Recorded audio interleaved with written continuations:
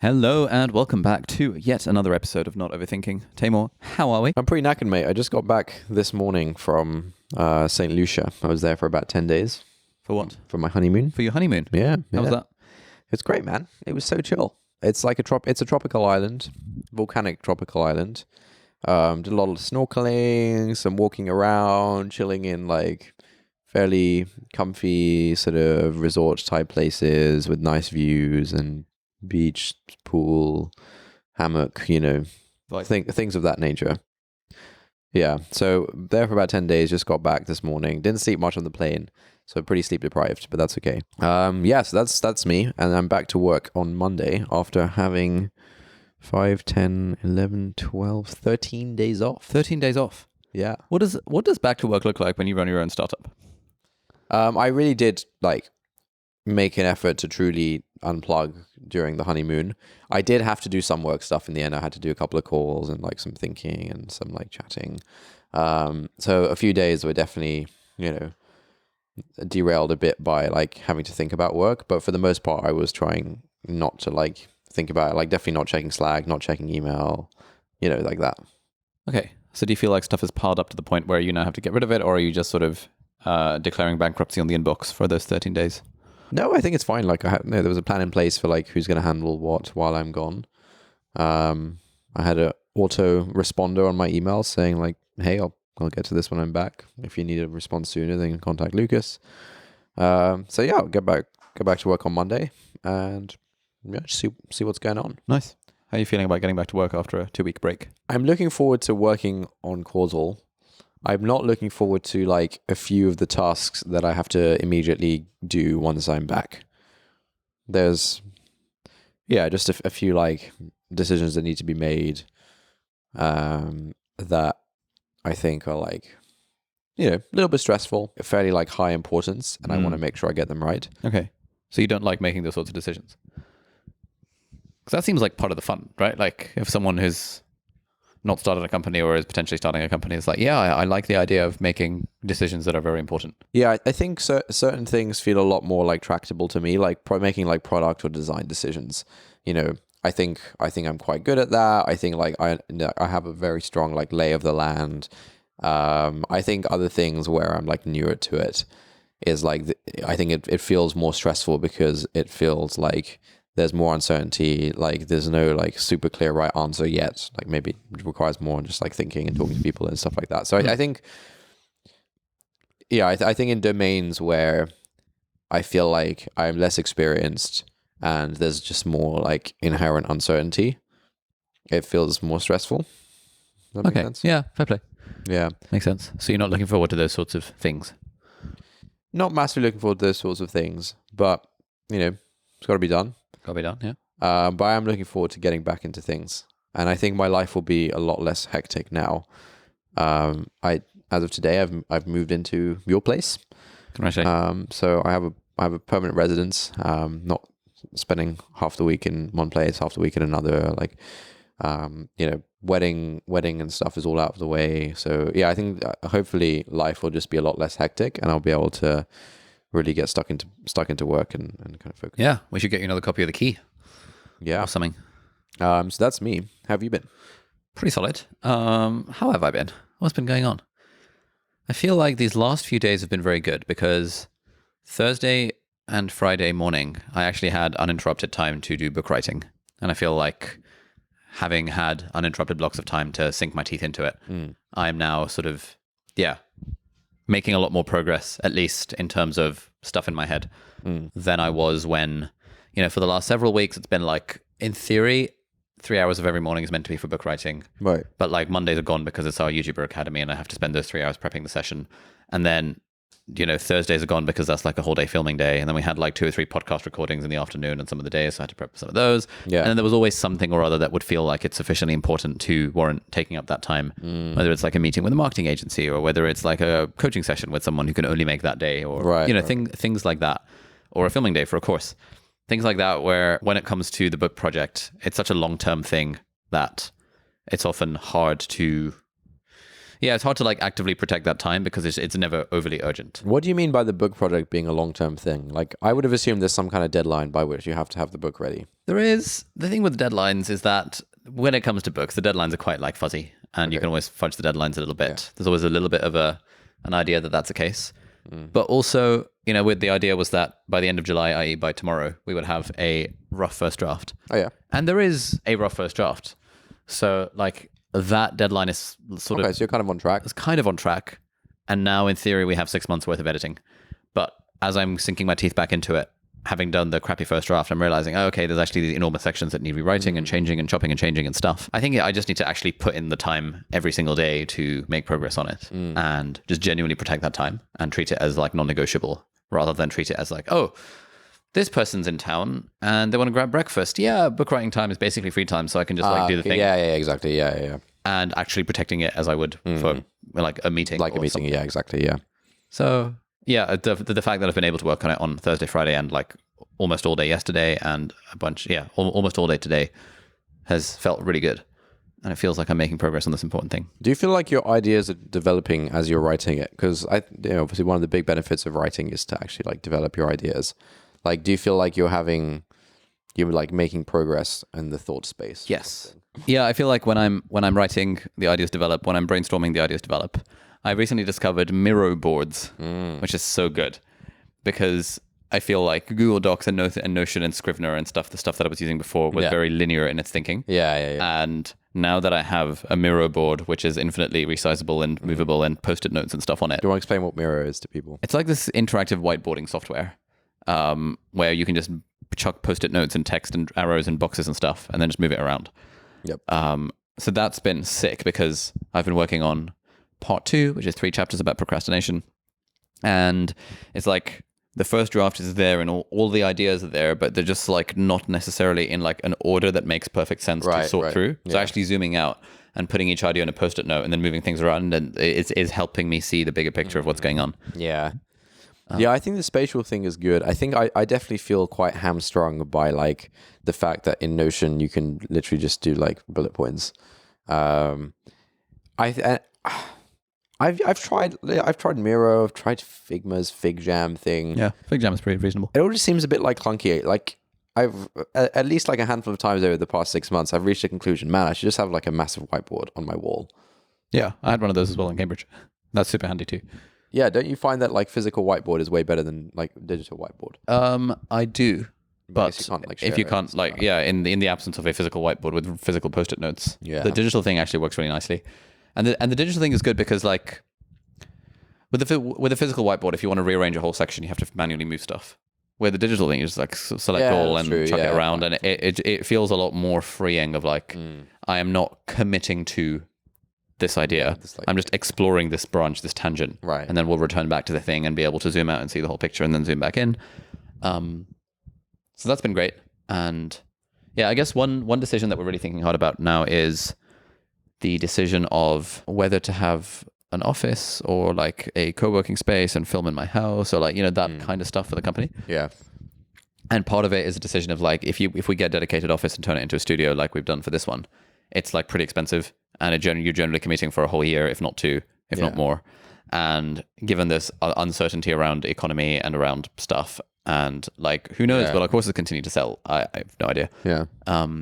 There's a level of like, flexibility is kind of useful and lower costs are also kind of useful, but like it all seems like trade-offs around how much do we back ourselves that actually we can keep the business efficiently profitable while having a physical office versus how much do I personally care about like freedom and flexibility. And it's like a lot of these different things are floating in my mind. What's your pulse on the market right now when it comes to like creators and stuff like that? Because I remember probably like 2 years ago, it seemed like there was this massive boom in like online courses, like like building a second brain, like Rome, Notion, course for this, course for that. Like it just seemed like this massive explosion over like lots of like these sort of creator economy type of things. What's kind of the state of the market right now? Do you think? I think in the online courses space, it does seem to be slowing down. Okay. At least in the cohort-based courses thing. I think pandemic... Yeah, because like a year and a half ago, cohort-based course, it seemed like this was like going to revolutionize education. This is going to be like the next. Yeah, I think pandemic had a big impact. Just like how Netflix and Zoom it didn't help. No, it like really helped. Okay, yeah. Just like Netflix and Zoom went absolutely soaring, Yeah, and then post-pandemic, Netflix is like, oh crap, like we actually can't sustain this growth rate, and we had to drop in our subscriber numbers and all that stuff. Basically, everyone I know who does cohort-based courses has also felt that, as have we. Yeah.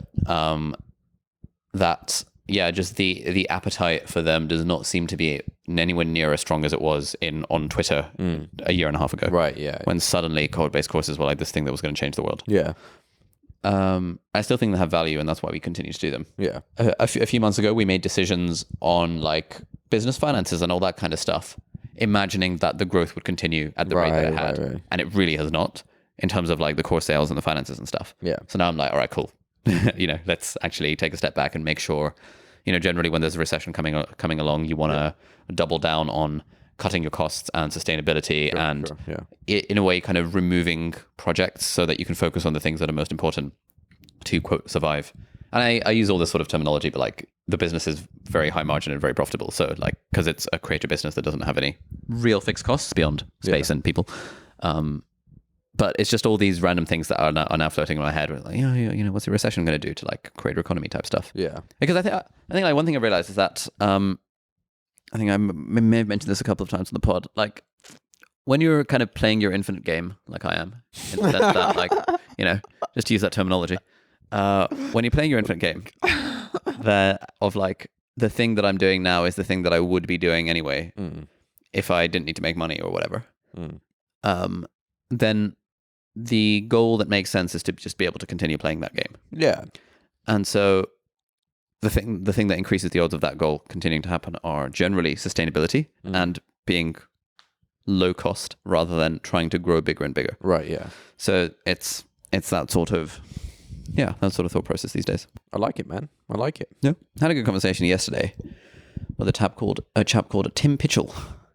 Okay. Which was in fact he's an expert in procrastination. In that he researches procrastination and has done so for like 3 decades or something. And a lot of it was around like the emotional side of procrastination and what are the feelings that get in the way when we're trying to do the thing and like not feeling like we can do the thing. You're asking like one, yeah. I've been trying to get kind of a pulse on twitter.com as well. So that was really good. Yeah, we talked a lot about like emotions and anxiety and fears and touched on some Alan Watts spirituality type stuff as well. And what's Alan Watts spirituality stuff? Have you come across Alan Watts? The name rings a bell. Yeah, he's like this people talk about him on Twitter. This British philosopher who is now dead, I believe, and who was the guy to really introduce concepts of Zen and Eastern philosophy to a Western audience. Oh, really? And kind of wrote about it in like a way that Westerners could understand. What's his like main book that people might have heard of or something? It's less a book. He's got like tons and tons of books, but a lot of them are just sort of like archives, recordings of his where he was giving lectures and stuff. Yeah, yeah. And so I've recently started to listen to the works of Alan Watts. Huh. It's really very good. Like, I mean, of this. What's the general vibe? General vibe is like live in the present moment and like that. Good stuff, man. Yeah, it's great stuff. But the way he approaches it is because he spent like years and years studying like Eastern traditions and stuff. Yeah. And so some of the things he tries to explain is that like, look, we actually in the West don't have the terminology or the thought patterns and stuff to be able to understand the Eastern way of doing things. Yeah. But like, here is my best attempt at like putting all this stuff into words. Nice. That's cool. Kind of vibe. Yeah, that sounds good. And there was something in particular from one of his like sermons or talks or whatever, where that I've been thinking about a lot. And he starts off with basically being like, hey, I'm here talking to you about spirituality, but I'm not your guru. I talk about these things because I'm interested in these things. And if people would like to listen to them, well, then that's totally fine. Yeah.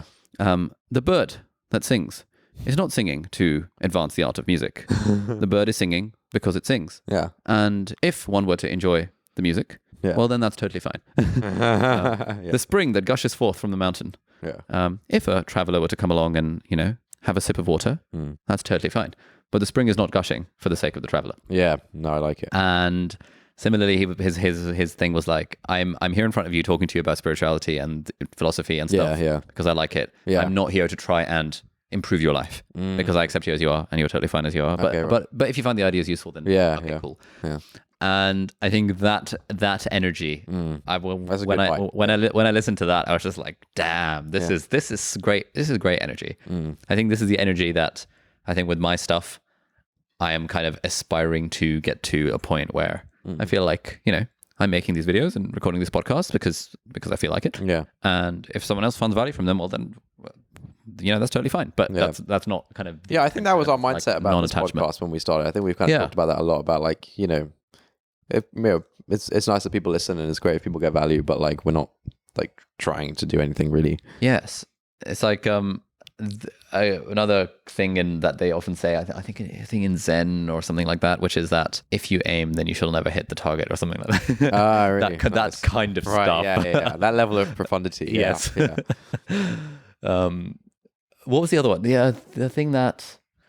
other one that I read was that I think this was in relate to some of the procrastination stuff as it relates to spirituality, which is that in the morning one does not try to put on their pants; they just put on their pants. That's like profoundly Zen wisdom. I love it. Oh my god, beautiful. Yeah. So I've been thinking about those kind of ideas recently.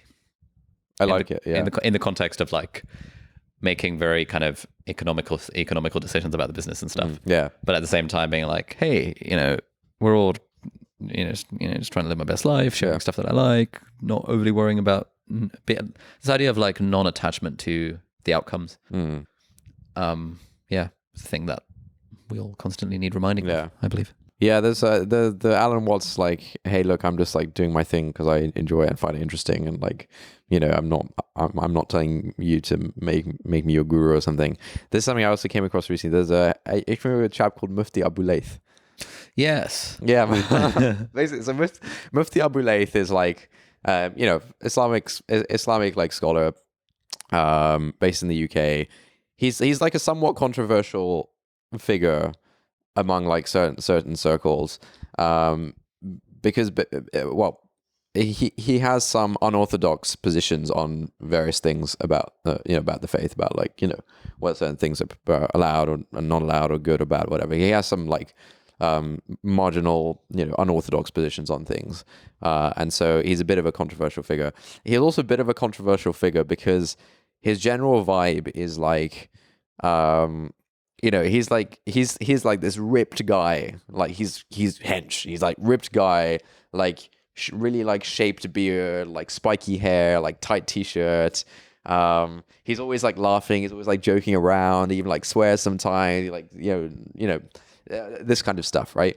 And he basically has like a YouTube like live show where like, I don't know, every now and then he just does like a live Q&A, people asking questions, and then he slices those up into YouTube videos.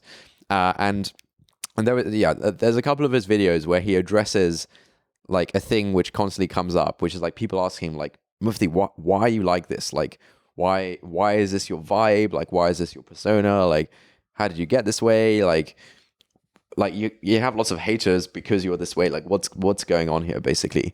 And his take on it is basically the same as this Alan Watts guy, where he's like, look, man, I'm not out here like pretending I'm some like super pious guy. I'm not out here like asking people to follow me. I have to be very intellectually interested in like Islam, history, philosophy, all this kind of stuff. And I study it and I talk about it on my YouTube channel because I find it interesting. I'm not like up all night in prayer. I do like the basics as a Muslim, and I try and do more, but like I'm not trying to be anyone's spiritual leader. It's other people that like seem to put this on me, like I'm trying to be that guy. I'm really not trying to be that guy. I'm a fairly normal dude who has an interest in this thing, and I talk about it on YouTube, and hopefully it's interesting to people. But I really like that sort of, I think he's quite entertaining. I like his vibe, and I liked his like, it felt like a refreshing sort of thing just to hear someone say like, look, man, I'm not trying to be your guru, bro. I'm just interested in this stuff. Yeah, it's good energy. Yeah, he's also the you might have seen this kind of meme of like a guy going, you teasing me, you naughty, naughty. Yeah, that's Mufti. Oh, really? That's like one of his catchphrases, which has got like gone viral, like just in mainstream like circles of like reaction video. You teasing me, you naughty. It's so good.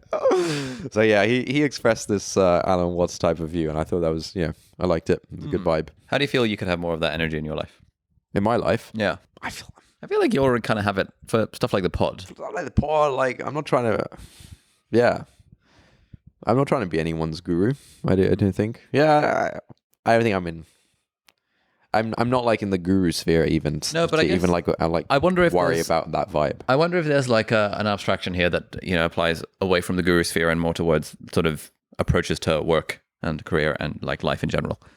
Yeah, I do think I need more of this approach. And actually, like with Rick, my coach, who I sort of chat to on sort of weekly, bi-weekly kind of basis, one thing that often comes up is like I'll tell him like, hey, like, I'm feeling like anxious or like stressed about like this particular thing. And like underlying it is like, the sense of like, oh, if I don't like make the right decision or like do the right thing or whatever, like other people are going to think like, oh, I'm not doing a good job or something like that. And like all of this kind of stuff. And his view is always like, it's very like Alan Watts-esque of where his view is like, look, man, you're doing a great job. You're trying your best. If other people have good ideas, great. Wait, is Rick's name Jordan Peterson? Was that a Jordan Peterson impression? Yeah. Maybe that's the Jordan Peterson impression. But he's like, look, if other people, think you could be doing a better job, just ask them like, what could I be doing? What would you do? I'm trying my best, but if you have a good idea, I'm willing to try it. Kind of thing. Okay, that's nice. That's good energy. Which I think is kind of a nice energy because. Yeah, I think I often feel the sense of like, oh, and I have to have it all figured out, and like people are expecting me to like have it all figured out, know like the right thing to do, etc., etc. When like to some extent I'm figuring out as I go, and his view is often like, look, you don't need to, you don't need to pretend like you have it all figured out or whatever, and like if you're worried about like people thinking, yeah, you're not doing a good job, or like, why don't you do this? Why don't you do that? You can just be open with people about like, hey, like I'm trying my best. Like, if you have any suggestions, I'm open to it. Like, I'll take it on board. Like, this kind of stuff. Nice. Yeah, that's really good. That kind of vibe. Yeah, I feel like I'm trying to approach a lot of the business stuff with that kind of energy as well. Yeah. Around like just sort of emphasizing, like, look, honestly, I actually don't know what I'm doing. I'm just sort of making it up as I go along. If anyone has any suggestions, I'm more than open to them. Kind of vibe, and just being actually totally honest about that. Because I think I feel like probably this is the case for yours as well. Like when you're quote the boss of the business, people kind of assume, or there is almost this assumption that our team thinks that we have it all together and knows what the answer is and stuff. And at least with my chaps and chapesses, I like to, I like to bring myself down to earth and just be like, hey, look, we're all trying to make this up as we go along. Let's, open to hearing ideas. So I actually think the whole like making things up as you go along like narrative is, I think it's like overemphasized and like kind of treated in the wrong way. In like, I don't know, in like tech, I think it's just like obviously true that to some extent, like if you're trying to do something new, like you're going to be figuring out as you go along. I think there is merit to like a respect for professionalism and like skill and craft and things like that. I think like particularly like in a lot of like sort of software engineering culture, I think it kind of goes too hard on this like, oh, we're all just like figuring out, we're all just like Googling and copying pasting code, and that's all it is. And like, yeah, that's true. Like, you are doing a lot of that, but like that's not all it is. Like, and this is not like a. It's nice to have like a healthy amount of like, hey, like, everyone, growth mindset, everyone's learning all the time, a healthy dose of that. But like, it's also good to have a healthy dose of like, hey, like there is an actual skill here that you can get better at. And there are people who are really good at this skill. And like, yeah, they Google stuff and they copy and paste from Stack Overflow from time to time, but they're actually very good at a very the very tangible thing.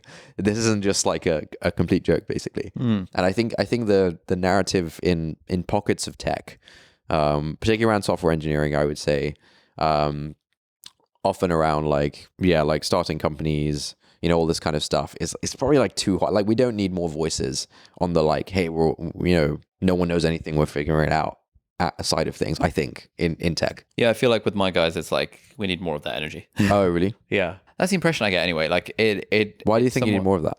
I think we need Do you think more everyone's just like very serious or something? Or? I think, yeah, a lot of the time we take ourselves too seriously. I think a lot of the time people, will be thinking something which is counter to the thing that I've just said, but will feel like, oh, I'm sure Ollie's got it figured out. So it's not even worth me bringing this up because of course he will have thought of it because like he's the boss, like he knows stuff, etc., etc.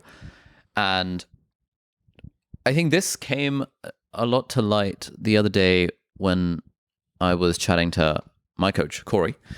It was like, hey man, do you consider yourself a good YouTuber? And I was like, no. And he was like, huh, why is that? And I was like, oh, well, I don't consider myself a good YouTuber because I feel like I've just sort of made it up as I've gone along for the last 5 years. I was the right place, right time. I had a good hand that I didn't squander, had a bunch of unfair advantages. There's all these other YouTubers doing better than me, etc., etc., etc. And he was like, do you realize how you sound right now? Because I was making a few decisions. I was like, yeah, I have these ideas for these videos I want to do, but like I feel like, I don't know, that's not what a good YouTuber does. And his thing was basically, look, if you have an idea for something and you do it, then it is by definition what a good YouTuber does, and everyone else is going to start copying you because you are a good YouTuber, kind of thing. Right. And I think like in my own head, I am just always making stuff up as I go along and just trying to, I guess, do my best. But I think I get held back thinking other people have it figured out. And I think similarly... Wait, okay, no. Yeah. Like, I don't buy some of this. I mean, you run a course where you teach people how to do YouTube. Presumably you do think you are some authority on YouTube. I think like, I can come teach on. people, I think I can teach people the basics to get from 0 to like 10K, 100K kind of vibes. It's beyond that level where we're now in the sort of several millions of subscribers strategy and stuff where everyone's like path at that point is fairly unique and not. Yeah, I think so. Okay, yeah. Like to some extent, you surely do think you are a good YouTuber because you run a course where you charge people money to get your YouTubing advice. About how to be from like 0 to 100K. Okay. Yeah, I guess. Well, one thing I've kind of realized for myself is that I am like essentially the model, the conclusion of that chat with Corey was like, man, just like trust yourself more. And then the following day on the podcast, I interviewed someone called Samantha Clark, who is a lecturer at the School of Life, and has written a bunch of books and stuff, and is like a coach for other people. And the whole vibe of that conversation was that, just got to trust yourself more and recognize that, right, in a way, everyone is kind of making it up. That was part of the vibe, and therefore you can just trust yourself with things. And I think for me, I'm very quick to just almost latch onto someone who has a strong opinion and think, oh, of course they've got it figured out. Oh, I see. Right. Yeah. And I think similarly, people in my team are quick to latch onto me where I present an opinion of any sort and think, oh, of course he's got it figured out. Yeah. So I think in my day-to-day life, we could all do with a bit more, especially me, energy of like, hey, look, we are in fact all making it up, and you can just actually trust yourself if you want to try something, because no one else has it figured out either. So you want more of that energy on your team? I think so. I think more of that energy with certain team members, and so I often say that to them. Just on a somewhat related note, we've had a bit of a controversy amongst the team this last couple of weeks. Saucy, very saucy indeed, around the platforming of guests on our podcast, the Deep Dive with Ali Abdaal podcast, which is like only a few thousand subscribers away from 100K. So if anyone's listened to Not Overthinking and you'd like to subscribe to Deep Dive with Ali Abdaal, then check it out. But it's like we're at the point now where it is like it's not a completely insignificant platform. And so if someone is relatively unknown and they appear on the podcast, and the podcast could get tens if not hundreds of thousands of views or listens, then it's like just trying to figure out like what is that, I guess, moral responsibility or line that comes with like being comfortable to quote platform someone, right, and give them a platform to air views which may be quote problematic in the current zeitgeist, or where that person has tangential views unrelated to what we're talking about that may be problematic in the current zeitgeist. Right. So something like, I mean, it's an extreme example because like platforming this person is unlikely to do anything significant, but like, would we have J.K. Rowling on the podcast? would we have Jordan Peterson on the podcast? Right. Would we have Jordan Belfort on the podcast? The Wolf of Wall Street guy who's scammer and stuff, or whatever the story of that is. And, would we, we've had a few people reach out to want to be on the podcast and want to have me on their podcast and stuff, who a lot of people on the team are like, no, this person's problematic. Like, we shouldn't do this. Really? Yeah. And this is sort of an area that I've never quite been in before. Yeah. So J.K. Rowling's begging to be on the pod. She's absolutely begging to be on the podcast. And we're thinking, you know what? Man. Come on. Yeah, exactly. It's a tough one. It's a tough one. Okay, so what's the current developments? Like, what do you think is your policy what's your platforming policy? Yeah, so I think I err towards the ideology of conversations are always a good thing, and people can always I lean very heavily in that direction. There are plenty of people in the team that lean less heavily in that direction and would feel more like, no, when you have a platform, there is a sense of responsibility to not share views that some people might consider harmful, right? Or to not share the views of a person who has somewhat unrelated to the conversation, but potentially harmful views. And so I think the middle ground that I've reached after a bunch of consideration and writing all this down on a Notion page and getting comments from the team and stuff is that if I want to have a conversation with someone, I'll have the conversation, but I will give the team or certain people in the team veto power about not publishing the episode if they think, for whatever reason, that said conversation was particularly harmful, or this person's views tangentially are harmful and bad, and we don't want to be associated with them, or we don't want to platform the views. And as long as they give just a written justification for why they believe that's the case, then I will just get out of the way and let them veto that. What if you disagree with their written justification? Yeah, I think part of having a team is, and partly the reason why I'm keen to relinquish control in this sense, and I give other people a veto, is that I do trust them, and I trust that I probably have a blind spot in that I just, don't feel strongly about most issues, and therefore it's very easy for me to sit on my ivory tower and opine about insert any controversial issue and do that thinking, of course we should just be able to have a conversation about the thing, because why are people getting emotional about this kind of thing? Yeah. But actually there are some issues that people feel very strongly about, and there is I do think there is something to be said for having a moral responsibility to not platform someone who has potentially harmful views. Is I don't know, this is a place where I've just been trying to really figure out what is the line. But I don't think anyone's quite figured this out, because this is an ongoing debate among all 100% of creator/podcast circles. Oh my God, how dare Joe Rogan give a platform to someone who was anti-COVID vaccines? Right, yeah. And it's well, in the next episode he had someone who's very pro-COVID vaccines. But how dare he? Does he not know the amount of harm he's causing? Yeah, this was a big thing at university as well, of how dare this society allow this speaker or how whatever. How did the Union allow Jordan Peterson? Do they not realize, or the ambassador for Israel was one that was a big protesting in Cambridge as well. Right. There's all sorts of people who it's what's the answer? I don't know. Yeah. And it strikes me that there is, in a way, a left-right divide on this, in that it seems like the podcasters I know who would identify as center or center-right would be way more it's just a conversation. Yeah. Get over it. Whereas the podcasters I know who identify as left would be no, this is bad because this conversation has the potential to cause harm. And if it's got the potential to cause harm, we should not publish the episode. Right. So I don't know. Just trying to figure it out. Trying to figure out where that line is. In the meantime, it's hey, I actually don't want to, if someone on the team who I trust feels strongly that this episode should not go out, then the episode doesn't go out. What if it's I'm presuming you do actually have your own personal views on things. What if it's a thing that you personally feel strongly about or whatever? You have some personal view on something, which is maybe unfashionable in the current, zeitgeist, social imaginary, whatever you want to call it, right? Is that something what do you see as your role as someone with an audience or something? If you had an unfashionable view that you did feel strongly about and that you felt you had a leg to stand on, you had good reasons for your views on this thing, you think more people should really believe this thing, is that, would you go out on a limb and take a stance there, or do you not really, are you a market maker? You're not taking positions in the market, you're just You're just the messenger. There's a really good like US office bit about like being a messenger, where basically I think the premise is that some people like had forwarded around some like porn via email or something, right?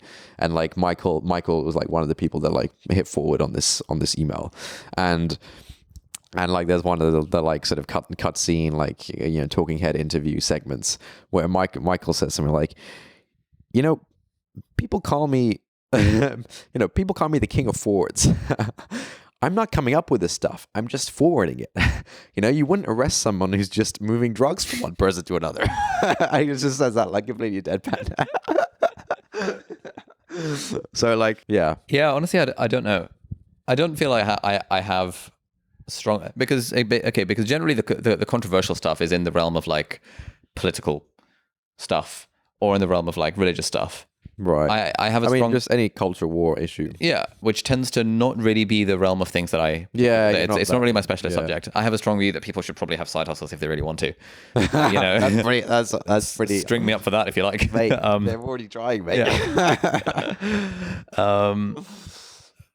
But it's like, yeah, I think I'm a market maker in that sense. Okay, right. In the sense that the stuff that I talk about is not particularly partisan, right, or particularly controversial. I don't know. So let's use that example of like the side hustles thing, right? Sure, Because like there's I don't know where things stand right now. I think no one's really talking about it too much, it seems, at the moment. But maybe a year ago or something, there was the whole like toxic productivity. Yeah, productivity versus self-care.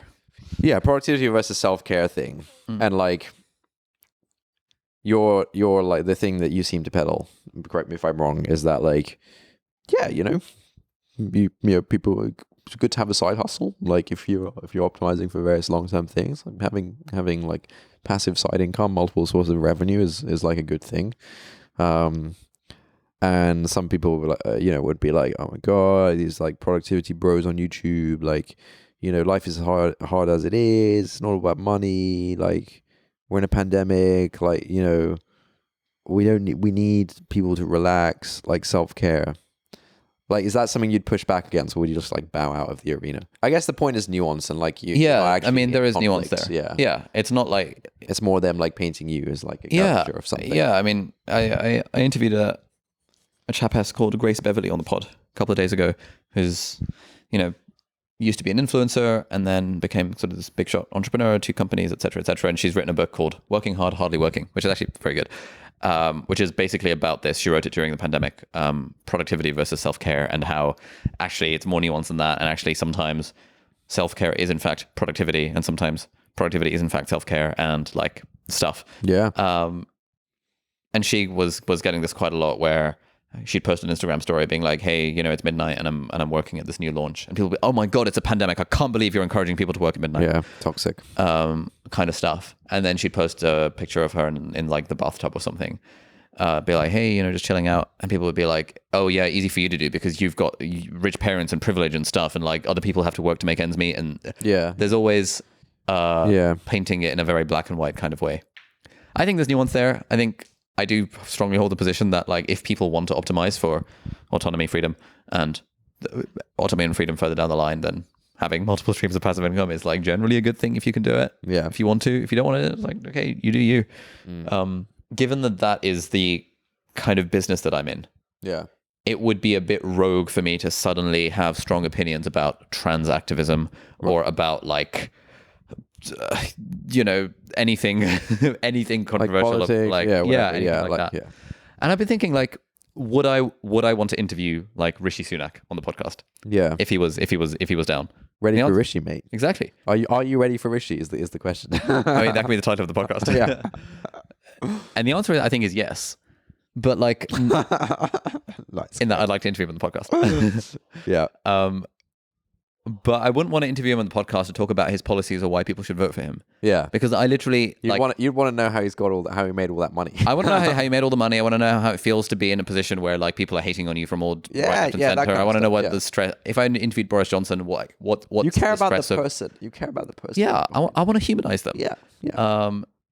But like, yeah, and that's the thing. Like, Yeah, that's fair. I feel you. but then, you know, that even then comes as part of the debate around this like platforming, where, you know, would it be fashionable to quote platform a conservative politician?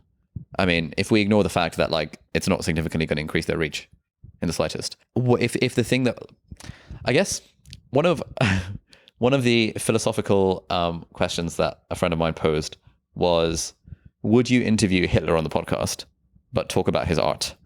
And I was like, oh, okay. That's a good question, right? Because it completely throws this into sharp relief of like, are we talking about like, is there like, what's going on there? Like, it's not an obvious answer of like, yeah, if I could go back in time and have dinner with Hitler, I probably would, just like I would with any other dictator or something like that. Yeah, big dictator guy, yeah. Yeah, that kind of thing. But it's like, if I could go back in time and interview them on the podcast, then, for example, Lex Friedman, who's this other big podcaster, wants to interview Vladimir Putin on the pod. And I imagine, you know, he's like, yeah, of course I want to sit down and talk to Putin because you should talk to everyone. You can learn something from everyone and understand people and stuff.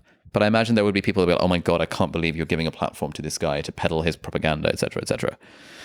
A platform to Vladimir Putin? Yeah. He runs Russia, mate. He's got a platform. Sure. Hey, look, right, here's the thing. Here's the thing.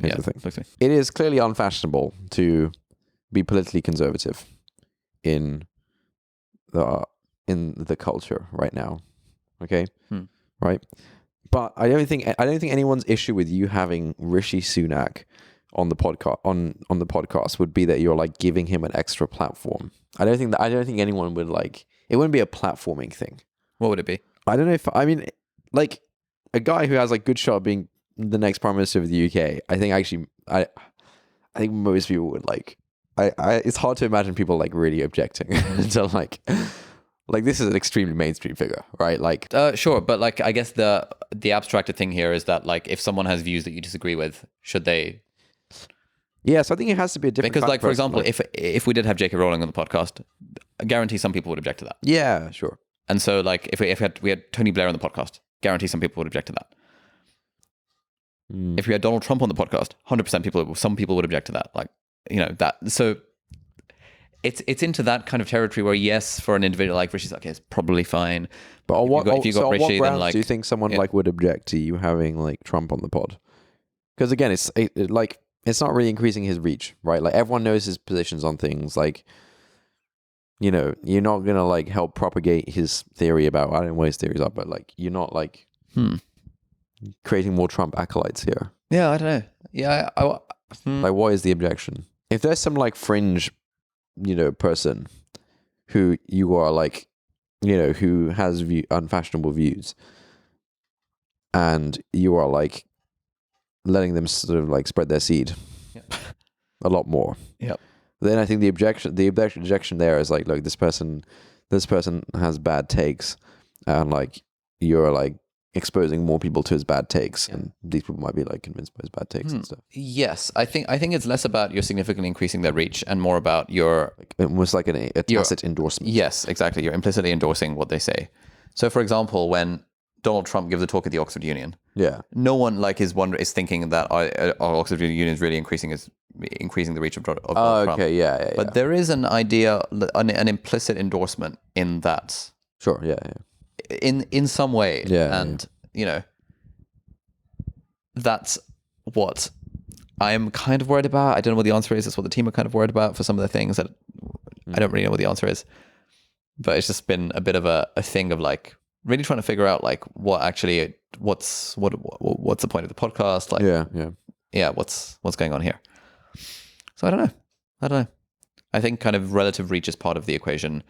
I think content of the conversation is part of the equation. I think characteristics of the person and whether they have views outside of the conversation that are unfashionable is part of the conversation. You and I would say unfashionable. Other people would say, no, by unfashionable, you mean like harmful. And it's like, okay, sure, harmful. It seems complicated. It's like not a black and white thing. And I guess the concern is always like on the internet, the people who are most vocal about stuff like to make things a black and white thing. So basically, in conclusion, you're going to have a controversial guest on the on your pod in the next few weeks. Potentially. sounds of it. I mean, it's going to be published probably in the next few months rather than the next few weeks, but Okay. may not be published depending on if the team decides to veto it, Yeah. which would be totally fine. I think that's a reasonable starting point. If it ends up that like half the episodes are being vetoed, where I actually fully agreed with the conversation, and like the team said no, this conversation's not acceptable, then we'd probably have to have more of a discussion about it. Yeah. But this feels like a good place for now, where Okay. Yeah. recognizing my own bias towards just publishing stuff and letting people deal with it, versus people on the team rightly being like, hang on, actually publishing views of someone who has harmful views or has some et cetera, is potentially a bad thing. Unless Sure. So I don't know. Interesting. Yeah. Let's see how it pans out. We'll see how it pans out. So we'll see if we'll be seeing Jordan Peterson on the podcast next week. Good old JP. Good old JP, indeed. Maybe I can read out a little tweet or something to wrap things up. A little tweet. Go for it. Bro, I don't know if... All right, we'll read a review. I don't have... I'm this inside list right now. I'm going to chalk it down to the sleep deprivation as well. Nice. Whoa, what is this? Damn, we got a 1-star review Oh, no. on the 25th of July Okay. entitled Sexist Outdated Echo Chamber Views. Oh, hello. And the review from Grammaricana in Great Britain is: listened to the first half of the most recent episode on Taymor's marriage and was gobsmacked by the casual sexism and self-professed bigoted views shared by the hosts. Baffled that they haven't been called out sooner. Wait, what? I have no... I thought you were talking about the case against sexual revolution. I was like, okay. Yeah, Fair enough. The marriage episode? Marriage episode? What did we talk about in the first half of the marriage episode? What it was like Telling being you married? about the honeymoon? I don't know. We spent the first half of the episode like hypothetically planning out how much budgeting. the wedding was going to be, and you sharing your speech. Speech jokes. I think I made like I guess marriage is off to a good start. She's already policing what he's saying kind of vibe. Oh yeah, maybe there was a joke. Maybe like that was, yeah. Man, I feel like beyond that, there wasn't particularly anything particularly controversial about that episode. mate. All the comments were like, might oh my have God, to go back and re-listen. Yeah. Yeah. If anyone felt similarly, drop us an email. We'd be very curious to hear. Yeah. What was so objectionable there? But I think my view on the stuff around like, hey, yeah, maybe you just made some joke about like some general like gendered like wife trope joke type thing, which is like like obviously it's a joke, like it's not Kevin. It was just banter, Your Honor. Kevin Hart has a. Kevin Hart's obviously like a really big comedian now. There's a really funny YouTube video which is like one of his very early like stand-up sets. He looks like a baby, and at the start of his set, he kind of gives everyone a disclaimer. He goes something like, well, I'll make sure I can tell this right. He goes, okay, look, before I start, I just want to say that everything I say here tonight is a joke. Okay, it's a joke. I don't want nobody coming up to me after the show talking about who's the funny one now. Yeah, he's basically saying, look, man, I'm up here telling jokes, man. Like, and then he's kind of self-deprecating. He's like, look, I'll say I'm a bitch, okay?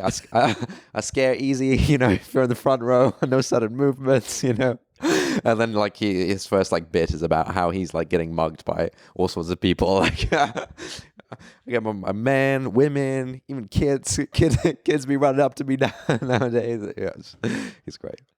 Nice. Yeah, that was a good impression. Yeah. I like that. Anyway, there you go. It's a good place to end it. Thank you everyone for listening. We'll see you next time. Bye bye.